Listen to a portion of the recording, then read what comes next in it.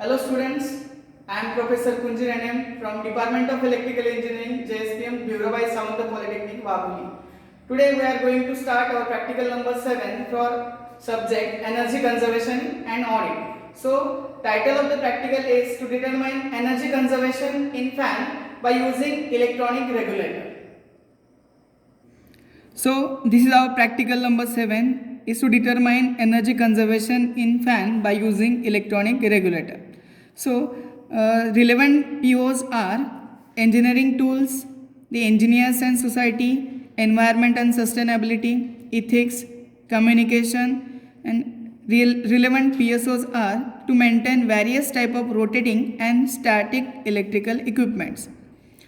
Then, minimum theoretical background that we required for this practical is construction and working of different types of convention and electronic regulator that we should know.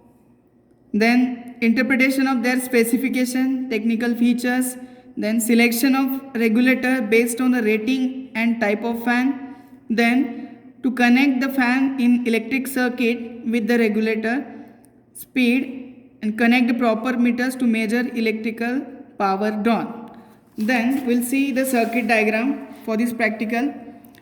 This is our practical setup or circuit diagram. Single phase AC supply is given to the single phase auto transformer or single phase thermostat. Then one ammeter is connected in phase to measure current. One voltmeter. Instead of voltmeter, we can connect multimeter to measure the voltage. Then one wattmeter is connected in order to measure power consumed by the fan. So these are the terminals of wattmeter M, L, C, V. Make MC short. L goes to the fan through two-way switch and through regulators. This is our two-way switch. One terminal of the switch goes to B, that is conventional regulator, and this A indicates electronic regulator.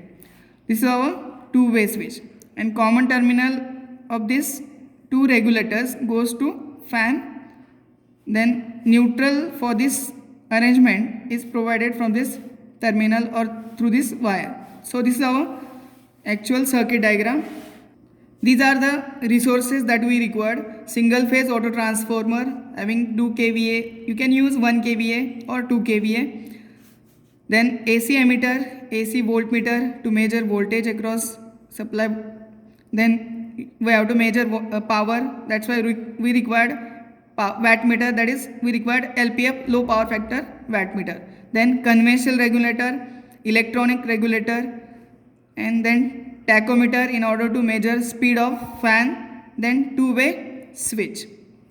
These are the observations, and some calculations are there. We have to take reading for the conventional regulator as well as electronic regulator.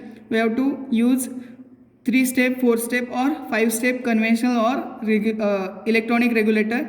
So we'll measure current, voltage, power consumed by the fan in watt, and speed of that fan in RPM.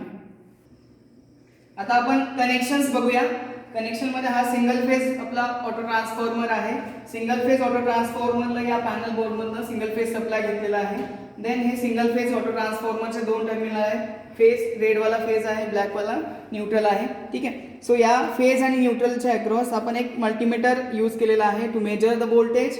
आणि हा R phase मधून एक terminal घेतलेला आहे. ॲमीटरचा हा ammeter आहे, तो ॲमीटरच्या कॉमनला गेलेला आहे. आणि ॲमीटर 1 एम्पियर हा ॲमीटरचा सेकंड टर्मिनल गेलेला आहे इकडे वॅटमीटरच्या एम टर्मिनलला. आणि इकडे वॅटमीटरचं एम आणि सी शॉर्ट केलेला आहे. वॅटमीटरचं एल टर्मिनल गेलेला आहे आपला टू वे स्विच. हा तुमचा टू वे स्विच आहे. तर टू वे स्विचच्या मिडल पॉईंटला गेलेला आहे. टू वे स्विचच्या मिडल पॉईंटमधनं एक वायर गेलेली आहे. हा आपला कन्व्हेन्शनल रेग्युलेटर आहे. आणि सेकंड जी वायर गेलेली आहे आपल्या इलेक्ट्रॉनिक रेग्युलेटरला. हा जो आपला इलेक्ट्रॉनिक रेग्युलेटर आहे याच्यामध्ये तुम्ही बघू शकता हा आपला इलेक्ट्रॉनिक रेग्युलेटर आहे. ठीक आहे. देन हा आपला टॅकोमीटर आहे ज्याचा यूज करून आपण फॅनचं स्पीड मेजर करणार आहे. हा आपला नॉन कॉन्टॅक्ट टाईप टॅकोमीटर आहे, दॅट इज लेझर टाईप. आता आपण ॲक्च्युअल प्रॅक्टिकल परफॉर्मन्स स्टार्ट करूया. Firstly switch on supply from main switch board, then single phase AC supply is on, then gradually increase the supply voltage up to required value. We are maintaining voltage up to 220 volt. म्हणजे आपण 220 पर्यंत याला voltage देणार आहे. 220 देऊ शकतो, 230 देऊ शकतो, ठीक आहे. सो स्टार्टिंगला आपण 220 वोल्ट कॉन्स्टंट व्होल्टेज सप्लाय करणार आहे. सो आपला 220 वोल्ट आहे. देन आपण स्टार्टिंगला कन्व्हेन्शनल रेग्युलेटरची रिडिंग घेणार आहे, ठीक आहे. सो आपला कन्व्हेन्शनल रेग्युलेटर पॉईंट 1वर आहे किंवा फर्स्ट पॉईंटवरती आहे आणि आपला फॅन रोटेट व्हायला स्टार्ट झालेला आहे. फर्स्टली आपल्याला रिडिंग घ्यायचं आहे current, voltage, power and speed. So याच्यामध्ये फर्स्ट पॉईंटला कन्व्हेन्शनल रेग्युलेटरचा करंट आहे, इथे बघू शकता. आपण 1 अँपियरला कनेक्ट केलेला आहे, दॅट्स वाय खालची स्केल आपण कन्सिडर करणार आहे. हा 0 आणि हा 0.2 आहे, ठीक आहे. 0.2 वरती हा पॉइंटर मार्क केलेला आहे. देन आपला फर्स्ट करंट आहे, करंटचं रिडिंग आहे आपलं कन्व्हेन्शनसाठी 0.2 अँपियर. आपलं सप्लाय व्होल्टेज आहे, आपण मेंटेन केलं होतं 219 और यू कॅन राईट 220, ठीक आहे. सप्लाय व्होल्टेज आहे, आपण घेऊया 219 वोल्ट.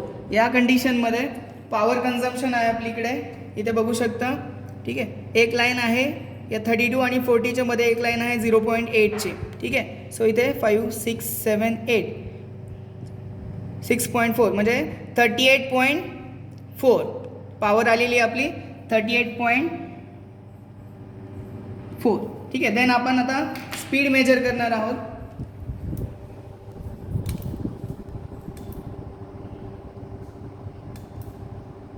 सो आपलं स्पीड आलेलं आहे 2306.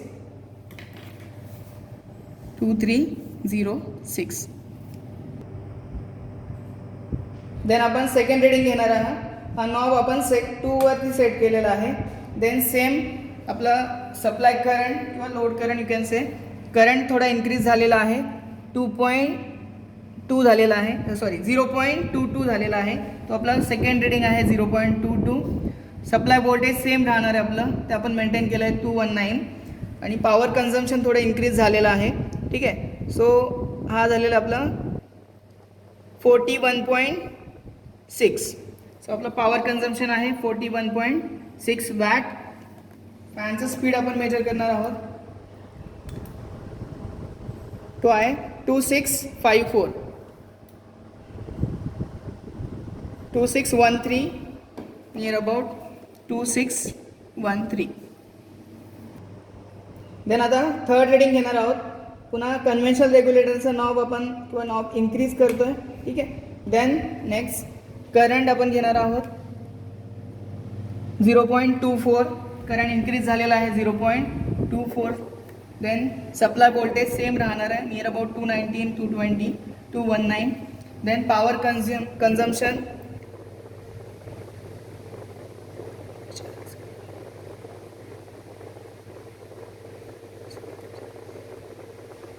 44.8. पॉवर कन्झम्पशन आहे आपलं 44.8 वॅट. स्पीड मेजर करणार आहे या कंडिशनमध्ये, that will be increase 2857. Speed आलं होतं आपलं फॅनचं 2857 RPM. आता आपले कन्व्हेन्शनल रेग्युलेटरसाठी रिडिंग झालेले आहेत, ते आपण सेम इलेक्ट्रॉनिक रेग्युलेटरसाठी सेम रिडिंग घेणार आहोत. म्हणजे इलेक्ट्रॉनिक रेग्युलेटरचं नाव 1, 2, 3 म्हणजे पॉईंट स्विच करून आपण करंट, व्होल्टेज, पॉवर आणि स्पीडचं रिडिंग घेणार आहोत. देन हा आपला 2 वे स्विच आहे, तो आपण इलेक्ट्रॉनिक रेग्युलेटरकडे स्विच ऑन करणार आहे. हा इलेक्ट्रॉनिक रेग्युलेटरच्या फेजला वायर टर्मिनल गेलेला आहे. सो इकडे ऑन केला, हा इलेक्ट्रॉनिक रेग्युलेटर आपला ऑन झालेला आहे. त्यावेळेस आपण स्पीड मेजर करणार आहे. स्टार्टिंगला ते स्पीड आहे 2510 RPM. सो फर्स्ट रिडिंग किंवा इलेक्ट्रॉनिक रेग्युलेटरचं फर्स्ट स्पीड आहे आपलं 2510 RPM. देन आपण करंटचं रिडिंग बघूया. फर्स्ट पॉईंटसाठी तो आहे आपला 0.14. सो याच्यामध्ये लिहू शकतो आपण फर्स्ट करंट आहे आपला 0.14 इलेक्ट्रॉनिक रेग्युलेटरसाठी. Then supply voltage near about 219 you can write 218. Then power consumption आहे आपला near about 32 nothing but you can write 31.8. Next आपण नॉब 2 वरती सेट करणार आहे. त्यावेळेस आपला फॅनचा स्पीड इन्क्रीज झालेला आपल्याला लगेच ऑब्झर्व होईल. आणि स्पीड मेजर करूया आपला, ते आहे 3065 RPM. सेकंड रिडिंगसाठी फॅनचं स्पीड आलेलं आहे 3065 RPM. सो सेकंड केसचं करंट आपण मेजर करतो आहे तो आहे नियर अबाउट 0.19. करंट आलेला आपला 0.19. Same power 34.2 watt. आणि आपलं सप्लाय व्होल्टेज सेम राहणार आहे 217 218. आता लोड व्हॅरी होतो आहे त्यामुळे व्होल्टेज काय होतं आपलं व्हॅरी होतं आहे. ठीक आहे.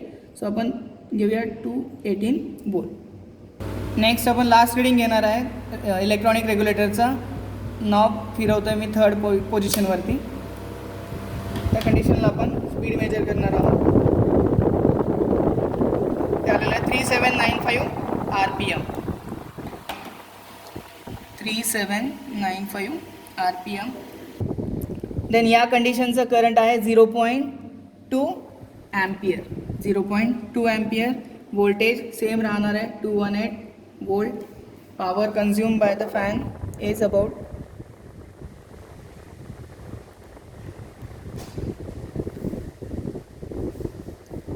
38.4 वॅट.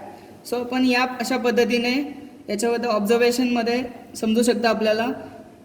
इन कन्व्हेन्शनल रेग्युलेटर, ठीक आहे, कन्व्हेन्शनल रेग्युलेटरमध्ये तुम्ही ऑब्झर्व करू शकता पॉवर कन्झम्पशन जास्त. अशा पद्धतीने तुम्ही बघू शकता कन्व्हेन्शनल आणि इलेक्ट्रॉनिक रेग्युलेटरमध्ये कम्पेअर केलं तर कन्व्हेन्शनल रेग्युलेटरचं power consumption with respect to that speed म्हणजे पॉवर कन्झम्पशन जास्त आहे ॲज कम्पेअर टू तुमचा इलेक्ट्रॉनिक रेग्युलेटर. इलेक्ट्रॉनिक रेग्युलेटरमध्ये आपण एक रिडिंगला कम्पेअर करूया. याच्यामध्ये 31.8 पॉवर कन्झम्पशन आहे. त्यावेळेस याचं स्पीड होतं 2510 RPM. आणि ज्यावेळेस कन्व्हेन्शनलचं पॉवर कन्झम्पशन होतं 38.4 त्यावेळेस स्पीड होतं 2306 RPM. म्हणजे याच्यावरनं तुम्ही बघू शकता you can conserve energy by using electronic regulator. So आपण पूर्वी जे कन्व्हेन्शनल रेग्युलेटर यूज करायचो त्याला आपण रिप्लेस केलेलं आहे. आणि जे काही लॉसेस होतात ज्या कन्व्हेन्शनल रेग्युलेटरमध्ये जे काही लॉसेस व्हायचे ते आपण मिनिमाइज केलेलं आहे. तो या प्रॅक्टिकलचं कन्क्लुजन असं आहे. सो या प्रॅक्टिकलचं कन्क्लुजन असं आहे की आपण जे कन्व्हेन्शनल रेग्युलेटर होते म्हणजे जो काही आपण कन्व्हेन्शनल रेग्युलेटर यूज करायचो पूर्वी त्याच्यामध्ये लॉसेस जास्त व्हायचे आणि त्याची इफिशियन्सी पण कमी आहे. म्हणजे जे तुमच्या फॅनचं स्पीड आहे ते त्या कंडिशनमध्ये आपण कमी भेटतं as compare to electronic regulator. हा आपण एक सॅम्पल इलेक्ट्रॉनिक रेग्युलेटर आहे आणि हा सुद्धा याच्यामध्ये आपला जो फॅनमध्ये आहे तो इलेक्ट्रॉनिक रेग्युलेटर आहे. याच्यामध्ये लॉसेस कमी होतात as compare to your conventional regulator. याच्यामध्ये एवढंच आपण सांगू शकतो you have to conserve energy by using or by replacing conventional regulator with electronic regulator. Thank you.